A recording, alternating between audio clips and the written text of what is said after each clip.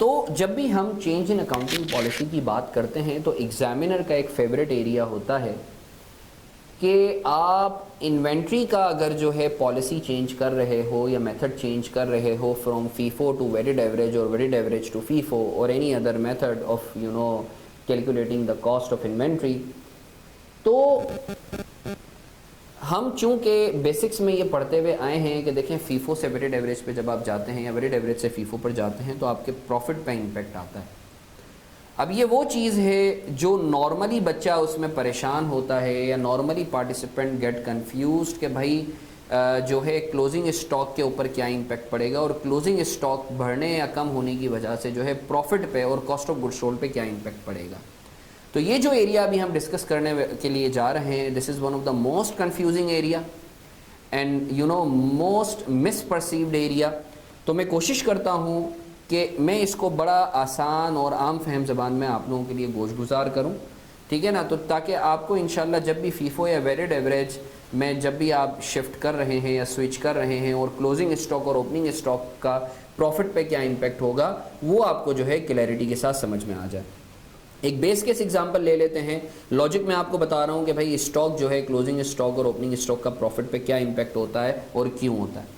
एक एग्जांपल कर लेते हैं। लेट्स से मैं फीफो मेथड ऑप्ट कर रहा हूँ। Cost of goods available for sale जो है हम लोग देख लेते हैं। मेरे पास लेट्स से एक यूनिट है 10 रुपये का, साल के शुरू में अमाउंट आ गया 10 रुपया।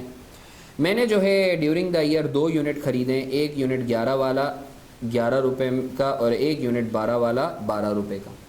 तो टोटल मेरे पास गुड्स अवेलेबल फॉर सेल हैं 3 यूनिट जिसकी अमाउंट बनती है 33 रुपया। अब आप अज्यूम करें कि ड्यूरिंग द ईयर में एक यूनिट बेच देता हूँ और फीफो में हमारी अजम्पशन होती है जो पहले आया होगा वो पहले गया होगा। तो इट मीन्स कि ये जो 10 रुपये वाला जो है ये सबसे पहले जो है आपका जो 10 रुपये वाला है ये आपका सबसे पहले गया होगा। एक यूनिट 10 वाला चला गया। अभी मैं ये बात नहीं कर रहा कितने में गया, सेलिंग प्राइस क्या था, अभी मैं बात कर रहा हूँ कॉस्ट क्या थी, कितने वाला जो है आपका गया है, आपका माल बिका है। तो एक यूनिट 10 रुपये वाला गया तो पीछे क्लोजिंग स्टॉक कितने वाला रह गया, एक यूनिट 11 वाला और एक यूनिट 12 वाला। तो मेरे पास 2 यूनिट टोटल रह गए जिसकी अमाउंट थी 23 रुपया। अगर यही सिनेरियो अगर मैं एवको पे रन करूं तो let's have a quick look at कि एवको में क्या होता है। ओपनिंग स्टॉक एक यूनिट था साल के शुरू में 10 वाला 10 रुपये का।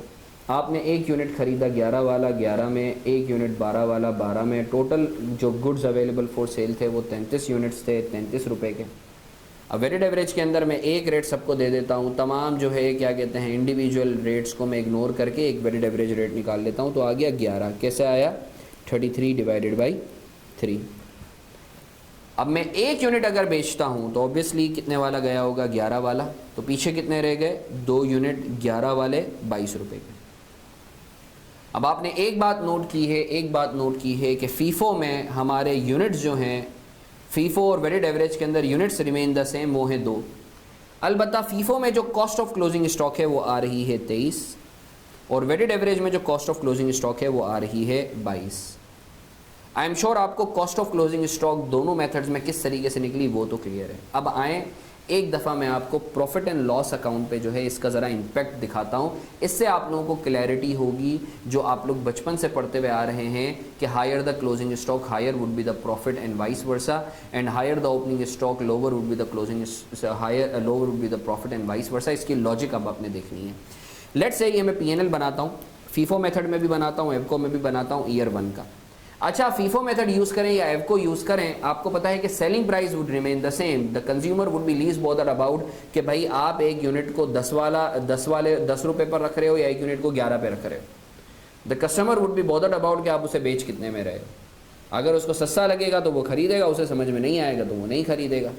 तो ये जो फीफो और वेटेड एवरेज मेथड है, this is our internal accounting policies, it is nothing to do with selling this to the customer. तो आपको पता है सेलिंग प्राइस कोई भी मेथड है it would remain the same, सही है ना। तो सर आपने जो है एक यूनिट 15 रुपये में बेचते हैं, हम अज्यूम कर लेते हैं। फीफो में भी 15 रुपये में बेचेंगे, एवको में भी 15 रुपये में। पहले फीफो कर लेते हैं फिर एवको पे जाएंगे। कॉस्ट ऑफ गुड्स सोल्ड ये हमने यहाँ से उठा ली, 10 रुपये वाला 15 में बेचा है 10 रुपये वाला, तो प्रॉफिट आ गया 5 रुपये का।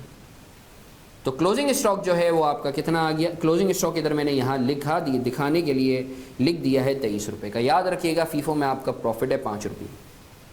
अच्छा, अगर यही सिनेरियो हम एवको में रन करते हैं तो 15 रुपये में आपने बेचा है, कितने वाला, कॉस्ट ऑफ गुड सोल्ड कितनी है, 11 रुपये की, इधर से मैंने पिक की है, तो 4 रुपये का आपको प्रॉफिट हुआ है।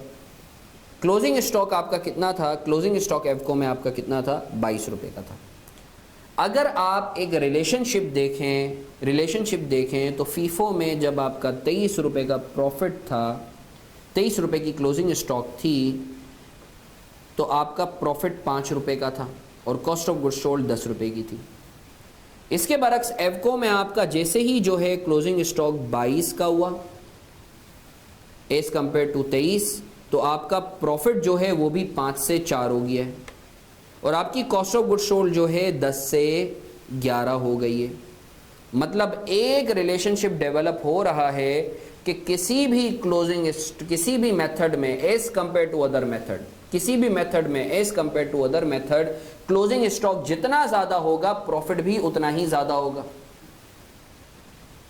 सिमिलरली किसी भी मेथड में as compare to other method closing stock जितना ज्यादा होगा कॉस्ट ऑफ गुड सोल्ड उतनी ही कम होगी। आप देख सकते हैं फीफो में as compare to weighted average आपकी जो है कॉस्ट ऑफ गुड सोल्ड कम है। ऐसा क्यों? क्योंकि देखें आपका क्लोजिंग स्टॉक ज्यादा होने का मतलब है कि आपकी कॉस्ट ऑफ गुड सोल्ड कम हो रही है। तो कॉस्ट आपका चूंकि एक्सपेंस होता है तो एक्सपेंस आपका कम हो रहा है तो ऑटोमेटिकली आपका प्रॉफिट बढ़ जाएगा।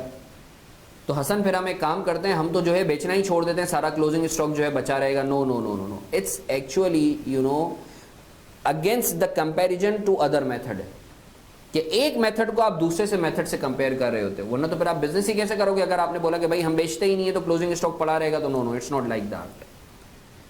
इन कंपैरिजन टू अदर मेथड जो है आप ये निकाल रहे होते हो कि भाई किसी भी मेथड में as compare to other method closing stock ज्यादा होगा तो प्रॉफिट भी उस मेथड में ज्यादा होगा as compare to other method, and cost of good sold भी कम होगी 100% कोरिलेशन से। तो आई एम श्योर आपको जो है ईयर 1 में लॉजिक क्लियर है कि ऐसा क्यों हो रहा है। इसको मैंने रूल भी लिखवा दिया है, higher the closing stock in any method higher would be the profit and lower would be the cost of good sold and vice versa. Closing stock कम होगा किसी भी पीरियड का तो प्रॉफिट भी as compare to other method कम होगा और कॉस्ट ऑफ गुड सोल्ड ज्यादा होगा। अच्छा, just to give you an idea कि इधर एक सवाल आता है कि हसन फिर तो हम हमेशा वो मेथड यूज करें जिसमें क्लोजिंग स्टॉक ज्यादा आ रहा हो। नहीं, याद रखिएगा जिस साल का क्लोजिंग स्टॉक आपको आज बेनिफिट दे रहा है जिस मेथड का, अगले साल वही ओपनिंग स्टॉक बन के आपको नुकसान देगा। वो कैसे? तो आए ईयर 2 हम करते हैं। आपको पता है कि ईयर 1 के एंड पर आपका क्लोजिंग स्टॉक कितने का बचा हुआ था, 2 यूनिट बचे हुए थे फीफो में 23 रुपए के और एवको में 22 रुपए के 2 यूनिट। अब अज्यूम कर रहा हूँ कोई और हमने ईयर 2 में माल नहीं खरीदा, हमने यही 2 यूनिट बेचे हैं, तो सेल अज्यूम कर लेते हैं वही 15 रुपए में हम बेच रहे हैं, तो फीफो में 30 रुपए में हमने बेचे 2 यूनिट। अब आपको पता है ओपनिंग स्टॉक जो था वही आपकी कॉस्ट ऑफ गुड सोल्ड बन जाएगी क्योंकि आपने वही 2 बेचे। तो अब आपकी cost of good sold FIFO में कितनी आ रही है, 23, तो प्रॉफिट कितना आ रहा है, 7। अब यहाँ अगर मैं आपसे पूछूं तो मुझे आप बताइएगा कि सर ओपनिंग स्टॉक कितना पड़ा हुआ था फीफो में, 23, जो कि पिछले साल का क्लोजिंग था। एक लम्हे के लिए जरा एवको को देखें, एवको में भी आपने सेल की है 30 रुपए की, आपका कॉस्ट ऑफ गुड सोल्ड कितना था, जो ओपनिंग था वही कॉस्ट है क्योंकि सारा का सारा बिक गया, 22 रुपए की कॉस्ट है, तो प्रॉफिट कितना हुआ, 8। अब जरा लिख रहा हूं सिर्फ ओपनिंग स्टॉक सिर्फ दिखाने के लिए लिखा है, इसका कोई कैलकुलेशन में ताल्लुक नहीं है। ओपनिंग स्टॉक था 22। अब जरा एक बात नोट करें, जब आपका ओपनिंग स्टॉक फीफो में 23 था तो प्रॉफिट था 7 का और कॉस्ट ऑफ गुड सोल्ड थी 23 की। जैसे ही आपका ओपनिंग स्टॉक 22 हुआ वेटेड एवरेज में कम हुआ तो आप देखिएगा सेम 1 रुपए से आपका वेटेड एवरेज के अंदर प्रॉफिट बढ़ा और आपकी 1 रुपए से कॉस्ट ऑफ गुड सोल्ड कम हो गई।